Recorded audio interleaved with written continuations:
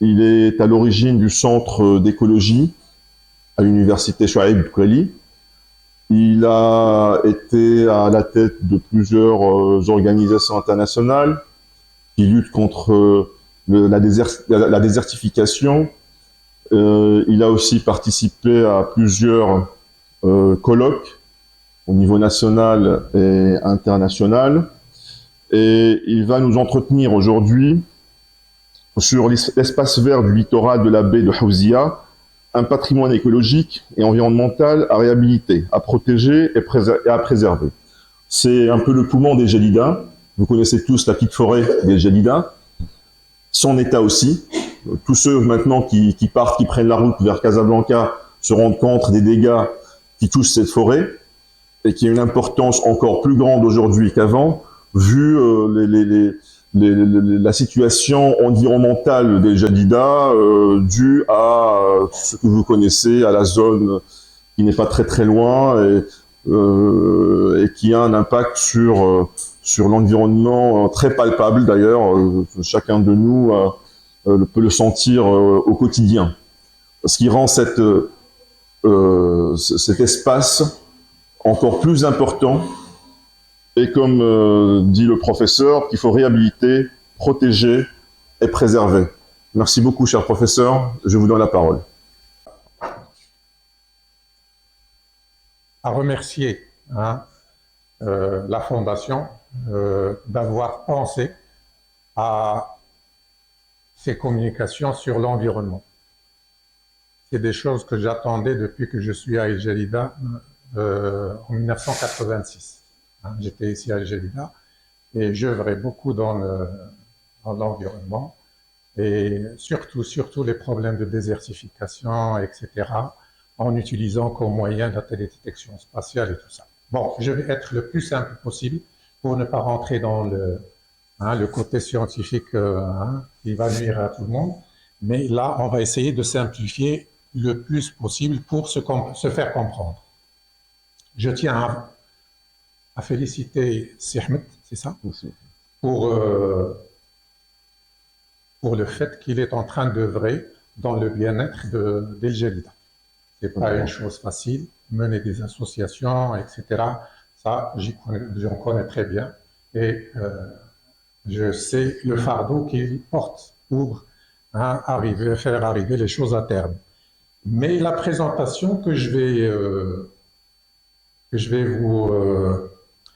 vous faire bénéficier aujourd'hui, en fait, il y a des messages, il y a des messages très importants et qui vont obliger Sihmet à travailler encore plus. Parce que là, à partir de ce moment, je vais lui confier des messages très importants et je pense que si la Fondation va dans ce sens, c'est un bon début pour améliorer l'environnement au Maroc. Bien, alors comme aussi je le dis, donc vous voyez l'espace vert du littoral de la baie de Haouzia, patrimoine écologique et environnemental à réhabiliter, à préserver, à protéger et à préserver. C'est des mots un peu forts. C'est pas n'importe qui peut dire ça. Ça doit émaner d'études scientifiques approfondies pour arriver à dire ces mots-là. C'est pas une chose aussi facile qu'on le croit. Mais avant d'aller vers le vif du sujet qui est l'espace vert du littoral de la baie de Haouzia, je vais passer en revue un petit peu certaines choses d'ordre général concernant les problèmes environnementaux. Et puis après, on arrivera à El Jalida. On peut passer. Bien, là, nous avons un premier tableau qui nous donne un petit peu une idée sur l'évolution de l'occupation si vous voulez, des terres entre, si vous voulez, 1700, l'année 1700 et 1990. Donc, selon les auteurs que vous voyez là-haut. Alors, qu'est-ce qu'on remarque? On peut appuyer. Alors là, c'est un tableau, donc une figure de ce tableau-là. Et comme vous le remarquez, bon, je n'ai pas de bâton. Donc, comme vous le remarquez, il y a je me suis intéressé à trois éléments importants. Il y a la planète entière, il y a l'Europe et il y a l'Afrique du Nord. Juste pour donner une idée. Donc, comme vous le remarquez, l'expansion des terres de culture, Depuis 1700, ça a été multiplié par 6 fois. Vous avez là-haut, au niveau de l'Afrique du Nord, hein, ça a été multiplié 5 fois. Alors qu'en Europe, ça a été multiplié uniquement 2 fois. Si vous prenez les forêts, vous remarquez qu'à l'échelle mondiale, ils ont régressé d'un quart à peu près de la superficie. Au niveau de l'Afrique du Nord, ils ont régressé de la moitié. Et en Europe, ils sont restés presque inchangés. Et ça, c'est très important. Ça veut dire que l'Europe protège bien son environnement. Hein? Mais comme vous le voyez, les terres de culture n'ont pas subi d'extension, c'est parce qu'ils travaillent bien leur sol. Comme le dit l'Organisation des Nations Unies, le volet environnement, il stipule que si vous avez un terrain, si vous avez une parcelle de terrain que vous cultivez, alors cette parcelle de terrain, au début, il y avait une forêt. D'accord. Donc il y avait une productivité. Peu importe le climat où elle se trouve. Alors si vous cultivez cette forêt et que le rendement est plus bas que ce que produisait l'écosystème d'avant, c'est que vous pratiquez une désertification. Donc nous, on a une extension importante des terres de culture, mais le rendement, il est faible. C'est qu'on est en train de pratiquer de la désertification. Les forêts qui ont régressé en Afrique du Nord, comme vous le voyez, au Maroc par exemple, si vous prenez le Maroc, nous n'avons que 8, à peu près 6% de forêts qui couvrent notre territoire. En France, vous avez 34%. En Europe, en moyenne, entre 30 et 34. Les normes internationales stipulent que si vous voulez que votre environnement soit le minimum possible, si vous voulez qu'il soit un petit peu bon, le minimum possible, il faut avoir 20% de forêt d'écosystème. Je dis bien forêt, ça veut dire, pour moi, écosystème fonctionnel. On est très loin, le Maroc est très loin, l'Afrique du Nord est très loin de tout ça. Et pour arriver à ces 20%, il faut que, par exemple, le Maroc, il faut qu'il reboise, il fait un reboisement d'écosystème. Il faut réhabiliter son écosystème. Il faut 400 ans avec 40 000 hectares par an pour pouvoir atteindre 20%. les 20%, à condition que ça réussisse 100%. Donc, nous avons des efforts à faire dans ce sens. Donc, juste à titre de comparaison. Oui, monsieur. Alors, est-ce qu'il y a un impact? Bien sûr, l'impact est très important. Nous avons réalisé des projets ici pour la province en 2008, je pense. C'était un projet où il a participé 30 professeurs à l'université avec des Suisses sur le Grand El Jadida pour voir quels sont ce qu'on appelle les dommages et les coûts de dommages et les coûts de remédiation. Nous avons fait ce travail-là, c'était un travail colossal. Et là, j'ai dit là, le rapport, il est à la province. Donc, il y a un rapport, il faut le voir. Alors là, comme vous voyez, il y a un coût à la dégradation et à la désertification, il y a un coût. La perte du bien-être, la perte économique, tourisme, etc., perte de cadre de vie, etc., ça se répercute sur la santé, etc., etc. Il y a plein de... Et ça se calcule, tout ça. Ça se calcule, il y a des experts internationaux qui font des calculs. Il y a des bases de données, si vous pouvez le faire aussi à l'échelle régionale, vous rentrez les bases de données et vous pouvez faire ces calculs-là. Mais comme vous le voyez, en 2000, il y avait le coût de dégradation de l'environnement au Maroc, c'est 13,7 milliards de dirhams par an. Et en 2014, ça c'est le rapport de la Banque mondiale, 15 milliards de dirhams par an. Donc, nous n'avons pas progressé. Nous avons des problèmes toujours dans ce sens-là. Alors, si on va un petit peu dans le côté sectoriel, vous avez au niveau des parcours et forêts, nous avons en 2000 250 millions de dirhams et en 2014 40 millions de dirhams. Quand même, on dirait qu'il y a un entretien un petit peu des forêts, mais l'entretien de ce qu'on a, ce n'est pas une progression. Les terres de culture, comme vous le remarquez, regardez, en 2000, 1,12 milliard de dirhams et en 2014, 5 milliards de dirhams. Hein? Les terres de culture, c'est la source de problématiques pour l'environnement au Maroc. Pour le littoral qui nous intéresse et dont on va revenir là-dessus, en 2000, 2 milliards de dirhams par an et en 2014, 2,5 milliards de dirhams par an. Donc c'est statu quo, donc il n'y a pas de grand effort dans ce sens-là. Alors quel est l'impact? Bon, on va revenir à ça, il faudra essayer de vous rappeler de ça, donc on va y revenir. Quand il y a une dégradation de l'environnement, c'est une chaîne, c'est une chaîne de malheur, si on veut dire.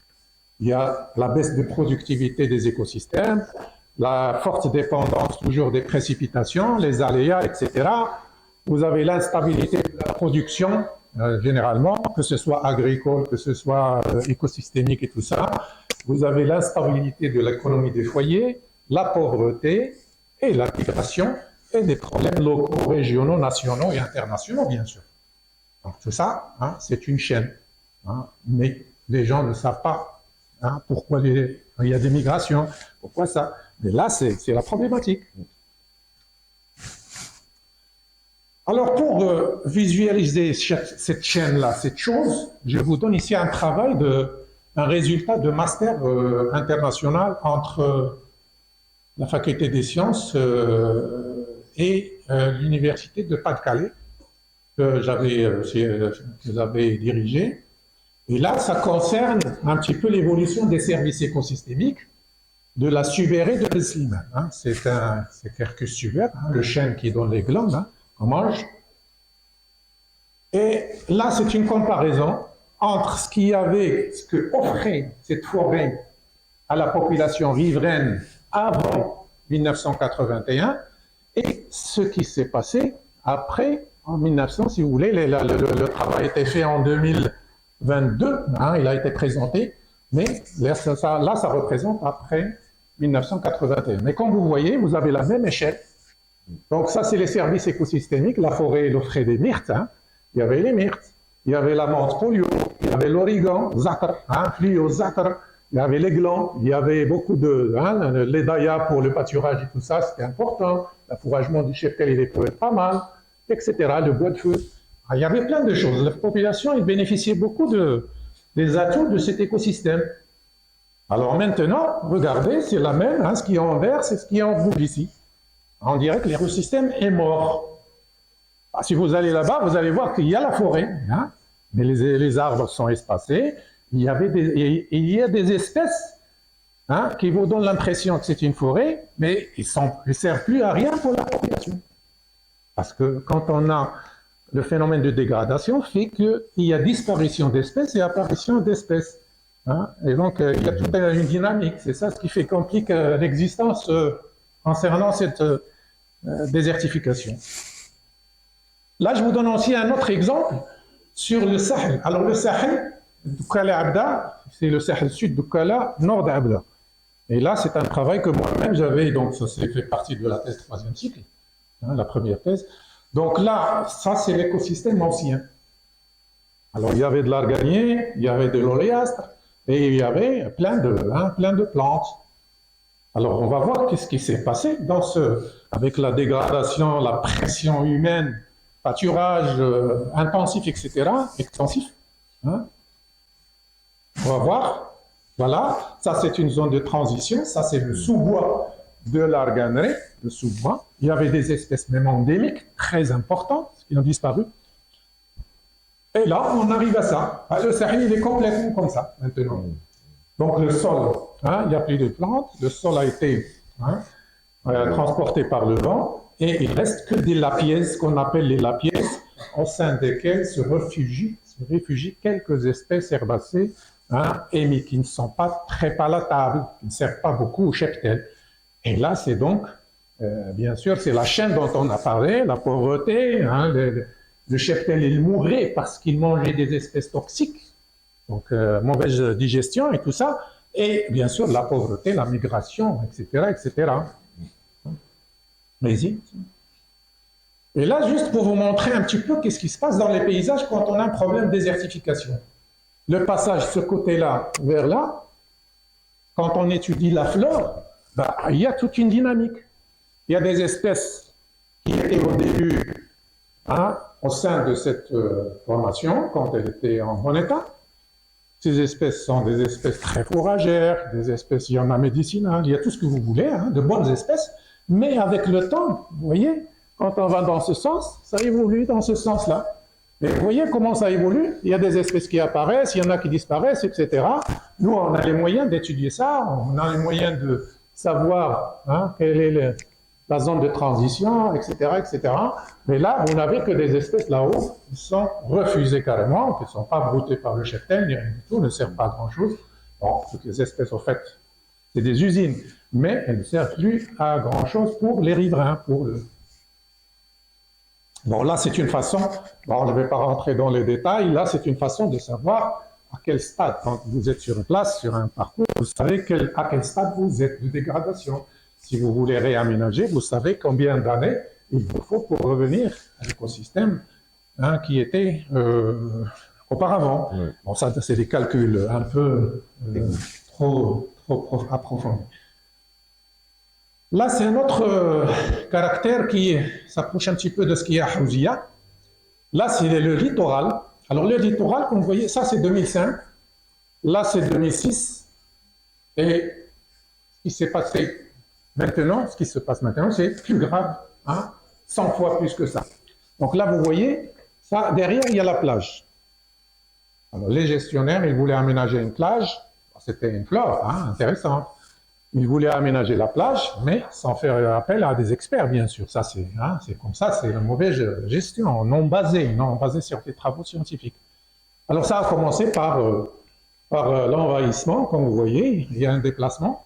Et là, vous voyez que la flèche, elle indique, c'est travailler avec des sigles, elle indique exactement l'emplacement. Et vous voyez que ça évolue, ça évolue, vous voyez la différence entre ça et ça. Donc, ça, c'est ce qu'on appelle le salissement des terres. Le sable, il envahit les terres de culture, salissement, évapotranspiration, baisse de productivité, c'est le même phénomène, toujours de désertification. Et voilà, donc vous voyez qu'il y a le sable qui envahit tout ça. Et ça risque d'arriver par n'importe où. Et il suffit de lire, pour Essaouira par exemple, il suffit de lire ce qui s'est passé en 1930 à Essaouira. Le sable a envahi même les poteaux de l'éclairage. Et c'était, il fallait pour rétablir la situation, ça n'a pas été facile. Essaouira. Heureusement, il y avait à l'époque les Français, donc il y avait pas mal d'investissements, et ils ont pu combattre le fléau. Mais ils font toujours attention maintenant à la chose, parce qu'ils ne peuvent pas le refaire. Donc, qu'est-ce qu'on a? La destruction des groupements végétaux, et là vous voyez un terme important, c'est le terme de groupement végétaux. Le groupement végétaux. La lutte des espèces contre la désertification, ce n'est pas une espèce qui va lutter, c'est un groupement, ce qu'on appelle un groupement. Pour arriver à trouver un groupement, il vous faut des années de travail, parce que là c'est des méthodologies. Méthodologie, il y a deux écoles au monde. Il y a une école d'écologie à Montpellier, il y a une autre à Marseille. Ce sont les deux écoles au monde qui ont créé l'écologie en 1930. Il y a l'école montpelliéraine, c'est l'écologie, et l'école marseillaise, c'est la phytosociologie. Ils se rencontrent, mais c'est tout ça, c'est pour les écosystèmes. Donc les groupements végétaux, sans les groupements, sans que les espèces se regroupent, il n'y aura pas de lutte. S'il y a un intrus maintenant, si quelqu'un ici rentre un agresseur, on ne va pas mettre en avant les femmes. Quand même. Non, on ne va pas mettre les femmes. Il faut mettre que des gens qui sont forts. On commence par les gens qui sont forts. Alors ça, c'est la même chose au niveau des écosystèmes. Ils placent les espèces qui ont des atouts. C'est pas fort, c'est pas costaud. Fort, c'est qu'il a un atout quelque part. Donc il place ceux qui ont des atouts contre d'abord l'agresseur, et puis ça, et les autres, ils bénéficient bien sûr. Alors le processus de dégradation manifeste un impact non seulement d'ordre écologique, mais aussi d'ordre socio-économique. Bien sûr, l'économie, l'écologie, ça va ensemble. Alors qu'en est-il de Houzia maintenant? Alors je vous donne cette vue Satellitaire, bon, c'est pas une image, c'est une scène numérique. Hein. On travaille ça pour faire ressortir ce qu'on veut. Hein, c'est numérique. Donc, ce qui est en rouge, c'est des agglomérations hein, d'habitants. Et vous avez ce qui est en vert. En vert, ce sont des espaces, si vous voulez, dont la densité avoisine ou dépasse 70%. C'est-à-dire le végétaux couvre. Hein, donc, il domine le sol, si vous voulez. Il domine le sol. Et ce qui est ici en rose, hein, clair, ça veut dire que c'est le sol qui domine. Hein, c'est le sol qui domine. Et là, vous avez des terres irriguées. Ça, c'est des cultures, c'est l'irrigation. Donc, vous remarquez que ici, la province d'El Jadida, hein, vous voyez, la province d'El Jadida, jusqu'à Safi, etc., hein, vous voyez que tout est hein, désertifié. Hein. Désertifié, c'est pas Sahara. Hein. L'avancée des sables, c'est la désertisation. Mais ça, c'est la désertification. Donc ici, c'est trop désertifié, hein, comme vous le voyez. Et qu'est-ce qu'il y a dans cette région, ces régions? C'est ce que vous voyez là. Là, c'est des peuplements, c'est des reboisements. Des reboisements de plantes avec des plantes étrangères. C'est l'eucalyptus, hein, qui est amené de l'Australie. Donc, l'eucalyptus est une espèce étrangère. Elle sert à quelque chose, mais pour l'environnement, il faut les espèces naturelles. C'est elles qui façonnent l'environnement en ayant atteint une certaine densité pour réagir avec leur milieu. Alors la seule tâche, si vous voulez, qui est semi-naturelle, on va dire, c'est Hawzia qui est là à côté d'El Jadida, ici. C'est cette tâche-là que nous avons hein, dans toute cette partie-là. Donc c'est d'où l'importance hein, de parler de Hawzia dans ce travail-là. Oui. Bon, ça c'est la province quand il y avait Azmour, quand il y avait Sidi Ben Nour avec. Hein. Bon, ça c'est parce que le travail était. Bon là, donc vous avez l'espace de Hawzia, travaillé bien sûr toujours scène numérique, et le Hawzia, c'est ce que vous voyez en rouge, qui se prolonge ici jusqu'à Azmour à peu près. Bah, ce que vous voyez en rouge vif, bon là c'est juste pour information, ce sont les espèces qui sont fonctionnelles, c'est-à-dire elles poussent, hein, jeunes, des jeunes pousses, c'est des plantes. Par exemple, ça c'est l'eucalyptus, hein, ça c'est l'eucalyptus au mois d'ici, au mois de septembre. L'eucalyptus il commence à donner des jeunes pousses. C'est pour ça que plus c'est jeune, plus ça reflète beaucoup. Ça se base sur les réflectances spectrales. Donc là c'est Hawzia. Quand elle était, hein, comme vous le voyez, en 1987, il n'y avait pas Mazagon. Hein. Donc il y avait un peu de golfe là, mais elle n'était pas trop habitée. Donc c'est pour les laisser comme mémoire, référence. Hein. C'est très important. Les références, très important. Et là, c'est un travail qui a été effectué en 2004 sur Hawzia, parce qu'on sentait, on pressentait que Hawzia allait subir une pression.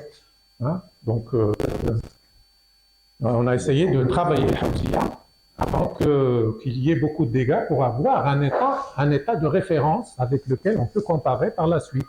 Et c'est ce qu'on a fait. Donc là, nous avons un certain nombre de formations végétales. Hein. Là, ce que vous voyez comme forêt, hein, entre guillemets pour nous, hein, parce que c'est juste l'eucalyptus, c'est pas ça, le littoral. Le littoral, dans cet endroit où il y a la forêt que vous voyez en vert, il doit y avoir un mattoral, c'est-à-dire des espèces arbustives. Et normalement, il devrait y avoir d'arbres. Et puis vous avez ce qui est en vert ici, une autre formation, espèce arbustive aussi, c'est le prolongement en fait. Et puis vous avez en rouge, vous voyez la petite ligne en rouge, ah, c'est ça ce qui nous intéresse. Hein? C'est ça ce qui nous intéresse le plus, parce que ça, c'est là où il y a les espèces qui combattent, hein, si vous voulez, de l'agresseur qui est le vent, généralement marin, accompagné d'embrun. Il dessèche tout. Hein, et si seul, hein, même si vous mettez des murs, hein, un mur de je ne sais pas combien, il va passer le sable. Mais avec ces espèces-là, elles jouent un rôle très important. Bon, là, c'est ce qu'il y a à Hawzia, hein, c'est ce qu'il y avait dans le temps. Dans le temps, c'est recensé. Hein, si vous pouvez avoir ce document, il est aussi à la province. C'était un projet régional, provincial. Donc, il y a 38 familles, 91 espèces, hein, avec 82 qui sont autochtones naturels. Il y avait 9 étrangères dans 8 espèces qui sont étrangères au Maroc, étrangères du Maroc. Là, c'est un travail là-haut, vous voyez, 2022, il y a recensé 24 familles, 46 espèces, vous comparez quand même, une baisse importante. Donc la dégradation, elle est là. Il y a des espèces qui ont disparu. Bon, ça va. Voilà, donc c'est juste pour vous dire que là, c'est pour préciser que cette ligne rouge, rappelez-vous, cette ligne rouge, elle est très importante, non seulement ici, c'est dans tous les littoraux,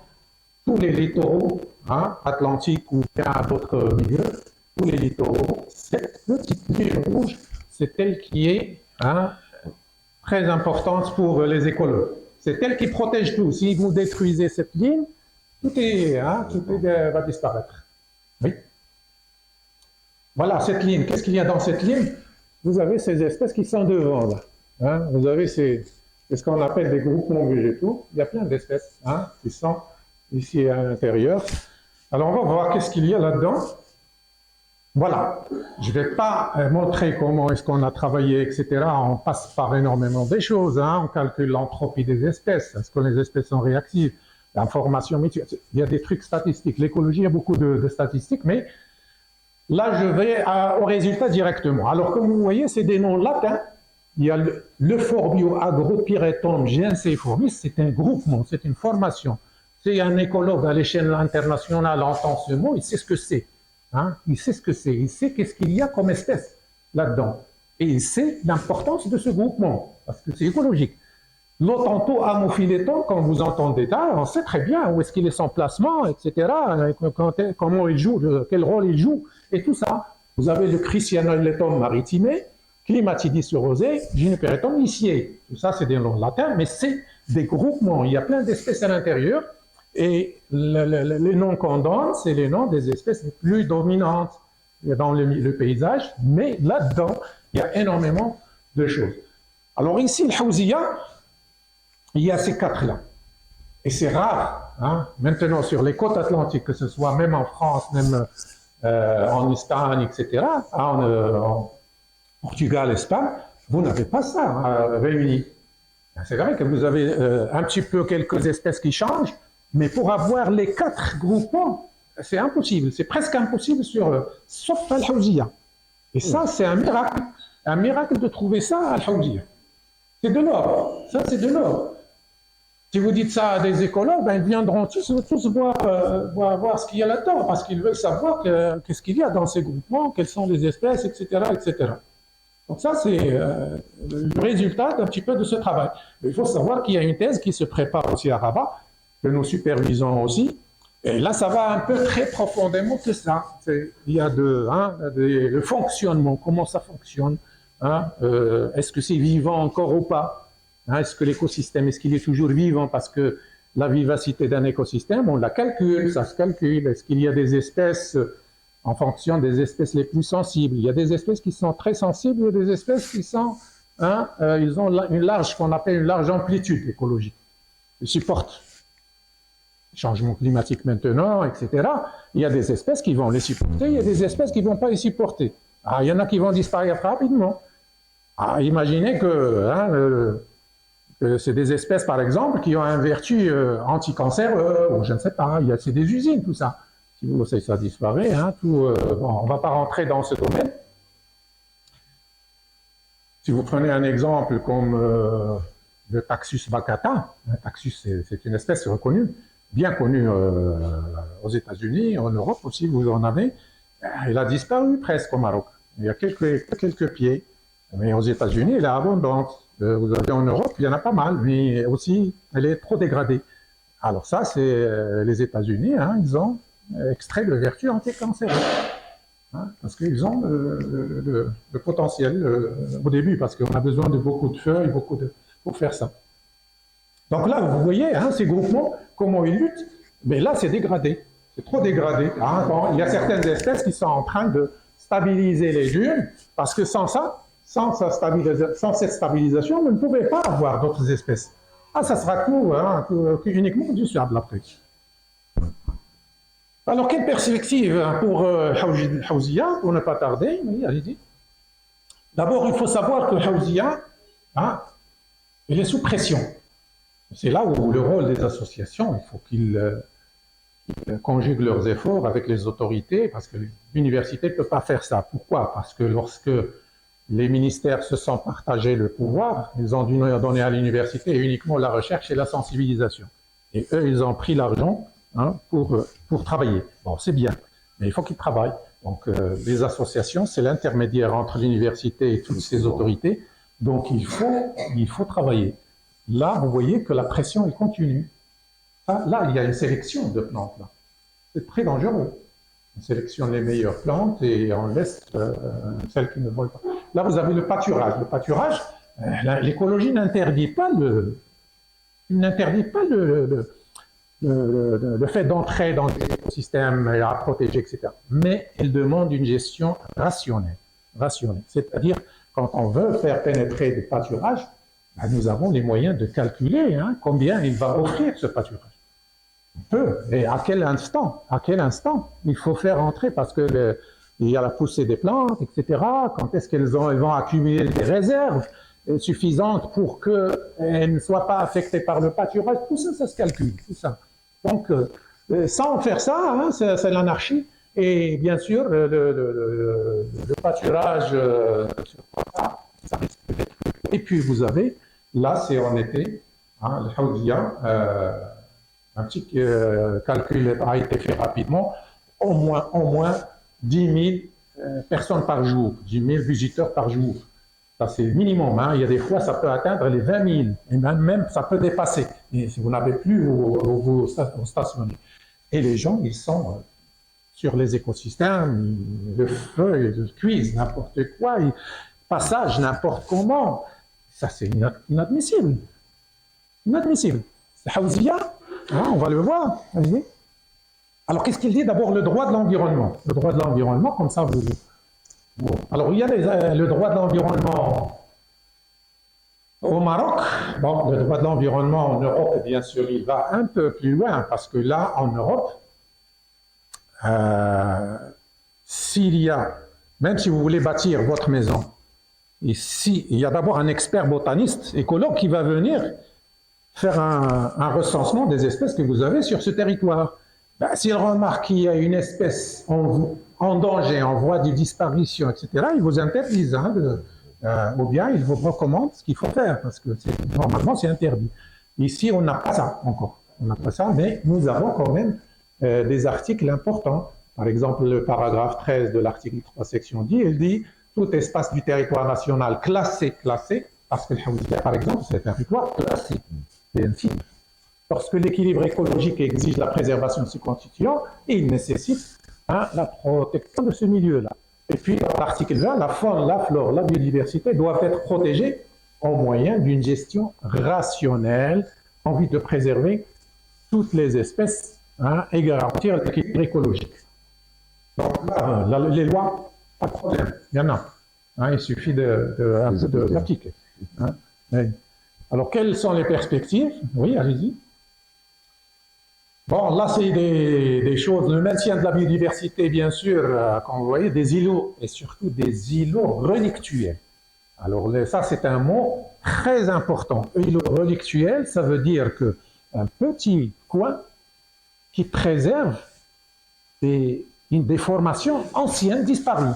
C'est ça l'îlot relictuel. Al-Haouzia, c'est un îlot relictuel sur l'Atlantique. L'îlot relictuel permet le maintien du fonctionnement de tel milieu. Alors, si vous préservez les espèces en densité suffisante, recouvrement suffisant, ben, ils vont se multiplier, etc. Et cette multiplication, reproduction, c'est elle qui assure la pérennisation.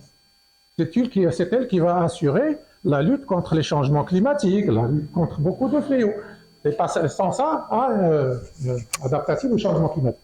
Alors, vu leur valeur écologique et socio-économique inestimable, les îlots relictuels d'écosystèmes anciens demandent une préservation, une gestion, projet qui doit avoir une considération régionale. Ça, c'est très important. Il faut appuyer sur ça, parce que c'est pas Rabat qui va venir protéger Haouzia. Il faut qu'il y ait des gens ici, les associations, etc., qui doivent développer des efforts. La préservation de certaines îlots relictuels de nos écosystèmes constitue une importante étape pour la reconstitution de nos écosystèmes. Cette présentation que je fais, c'est dans ce sens, c'est-à-dire que qu'est-ce qu'on va laisser nos enfants dans 1000 ans? Est-ce qu'il y aura le Hawziya encore dans 1000 ans? Je ne sais pas. Parce que si on garde le Hawziya dans 1000 ans et que nos enfants vont avoir beaucoup de conscience, beaucoup de recherche approfondie, ils peuvent la reconstituer, les écosystèmes. Parce qu'il y a des espèces. Mais si les espèces sont détruites, alors... et ça, c'est un problème auquel il faut réfléchir un peu. Alors, l'espace du littoral de la baie de Hawziya est doté de diverses particularités. Alors, d'abord, c'est un site. C'est un site, c'est-à-dire c'est un site d'intérêt écologique, biologique et écologique. Donc, normalement, il est reconnu en tant que cible. Mais le problème pour le Hawziya, c'est que c'est un site d'ordre 3. Parce qu'il y a 3 catégories de cibles au Maroc. Il y a le cible 1, cible 2, cible 3. Le cible 1, interdit d'entrée, donc ça c'est comme à l'Europe. Le cible d'ordre 3, il est à cheval. Il peut virer vers carrément pour une artificialisation complète, c'est-à-dire on peut bâtir, enlever tout ça. Donc, il faut faire un effort dans ce sens parce que ce travail, si les associations s'appuient dessus et on est prêt à donner des conférences sur ces sujets-là, il faut lutter pour le faire progresser de cible. C'est ça, il faut suivre les lois. C'est pour ça que vous avez du travail. Donc, c'est un site de protection des terres intérieures. Il protège. C'est un site périurbain. Et ça, c'est très important. C'est le seul site périurbain ici à El Jadida pour la distraction, pour le bien-être des gens. Il faut s'appuyer sur ces paramètres. C'est un site d'intérêt paysager. Alors, le mot paysage n'est pas introduit, que ce soit dans les lois en Europe, que ce soit dans les lois au Maroc. Pourquoi? Parce que si vous en faites entrer le paysage, tout monument, tout site, ça fait partie du citoyen, de l'environnement des citoyens. Et toute gestion doit prendre l'avis du citoyen. Donc le mot paysage, il est difficile à faire entrer, mais c'est très important. C'est un mot qui est apparu vers les années 1990, donc c'est nouveau, et ça va rentrer un jour, parce que c'est très important. Alors, site d'intérêt biologique, d'intérêt écologique et environnemental, bien sûr. D'après ce qu'on a vu, les atouts qu'il a écologiques, donc ça devient écologique. C'est un site d'intérêt économique. Bon, vu la rentabilité, vu les gens qui viennent, c'est un espace vert relictueux. C'est très important, représentant d'anciens écosystèmes. Donc moi, j'appelle ce site, comme vous voyez ici, manifestation une mémoire historique, c'est pas seulement une mémoire historique, ce site, mais plutôt, je considère que c'était une mémoire verte. C'est ça, les mémoires vertes. Il n'y a pas que les mémoires bâties, il y a les mémoires vertes. Et c'est très important, à caractère encore fonctionnel. Donc, comme je dis là, j'ai donc prouvé comme quoi il est encore fonctionnel. Ça veut dire qu'il est encore temps de le protéger avant qu'il ne meure, comme la forêt de Ben Slimane. Donc il ne faut pas qu'il meure. Matérialisons un précieux lieu d'éducation environnementale. Il faut bien axer sur ça. Chaque année, les ingénieurs forestiers, ils viennent pour que je puisse les encadrer sur ce site-là. C'est très important parce que l'unique site encore fonctionnel dans ce... Alors, le rehaussement de son classement vers au moins cible d'ordre 2, je dis bien au moins, reste imminent en vue de sa protection et préservation. Voilà, et donc on revient au titre, l'espace vert du littoral de la baie de Hawziya reste un patrimoine écologique et environnemental à réhabiliter, à protéger et à préserver. Et je vous remercie. Merci beaucoup pour le temps. Merci. Toujours intéressant. C'est vrai que à partir d'aujourd'hui, on aura un autre regard porté sur notre forêt urbaine parce que tous les Gili sont très attachés à cette forêt. Bien sûr, elle nous est très chère, on la connaît, mais on la connaissait pas comme vous venez de la décrire avec cette richesse, cette biodiversité qui est unique. Vous venez de le dire d'ailleurs, qui est unique, ce qui la rend encore plus intéressante à préserver. Vous avez parlé du rôle régional, et je suis tout à fait d'accord avec vous. Tout ne se décide pas au niveau de Rabat. il faut que nous, autant que je dis, que nous agissons pour préserver ce qui nous appartient, parce que c'est notre forêt, et c'est un poumon pour la ville, une ville qui, il faut le dire aussi, souffre de problèmes de pollution. C'est une évidence. Bon, c'est pas, ils veulent pas le reconnaître, mais c'est une vérité vécue au quotidien par tous les jdidi.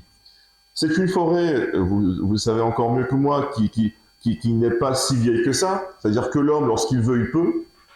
Et on peut la préserver, on peut la créer, on peut l'élargir. Il faut arrêter de bâtir. Il faut arrêter de créer des projets sur des zones qui sont vitales. Je pense que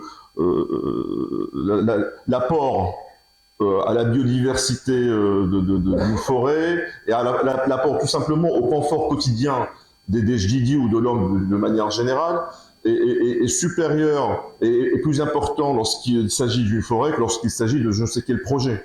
Malgré tous les chiffres qu'on pourrait mettre en avance pour le justifier, mais un espace vert sera toujours plus bénéfique pour le confort de l'homme. Ça, c'est une évidence, surtout dans un pays qui est semi-désertique, je crois, au climat semi-désertique comme le Maroc. Merci beaucoup, professeur. C'est fort intéressant. Je propose déjà aux membres de la Fondation qui sont là que j'en propose que le thème de la prochaine édition, Inch'Allah, soit la forêt de Haouzia et que le gros des interventions porte sur le Haouzia.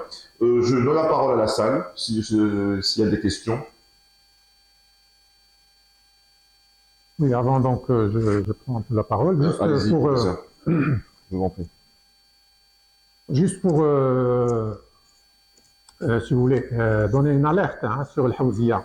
Haouzia n'est plus, maintenant, à partir de ce moment-là où je vous ai présenté ça, il n'est plus seulement un élément du paysage. Là maintenant, ça devient, en plus, il y a les phénomènes écologiques que vous avez vus. Donc, toute gestion ne peut pas se faire au hasard. Quand il y a des éléments écologiques, ça y est, c'est fini. Il faut tirer la sonnette d'alarme.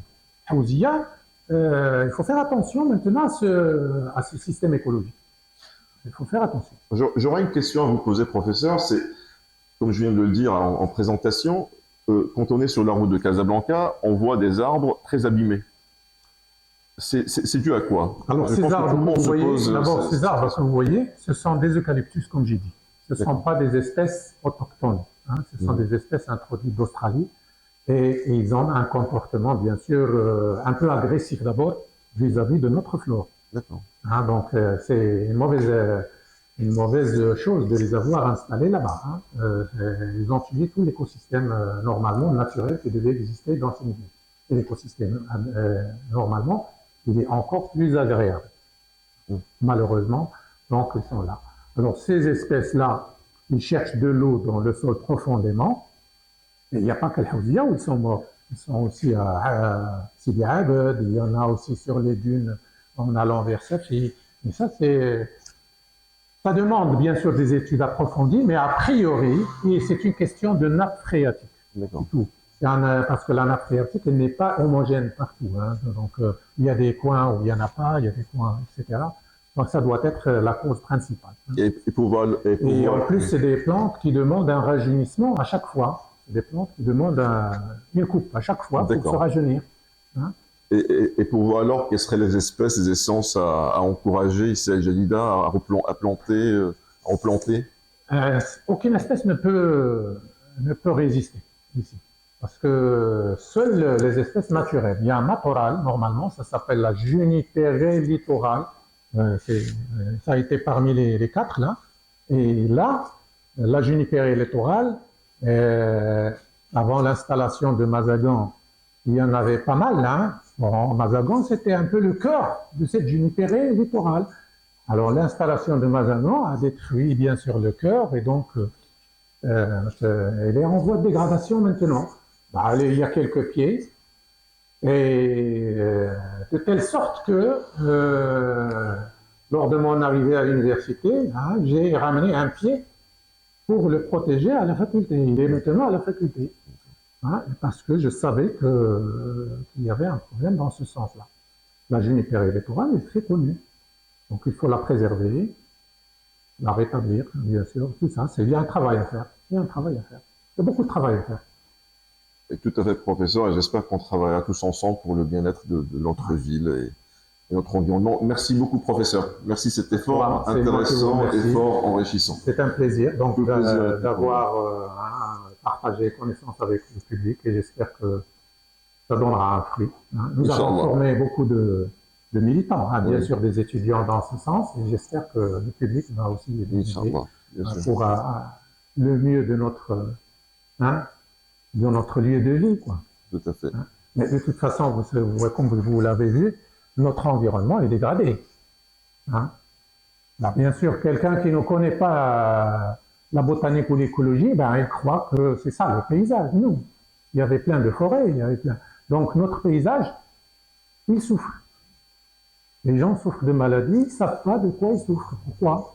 Et il y a la pollution qui arrive, etc. Tout ça, s'il y avait des écosystèmes, bah, ça aurait dilué tout ça. Donc, je ne sais pas, il faut qu'il y ait beaucoup de travail à faire. Hein. Il y a beaucoup de travail à faire dans ce sens.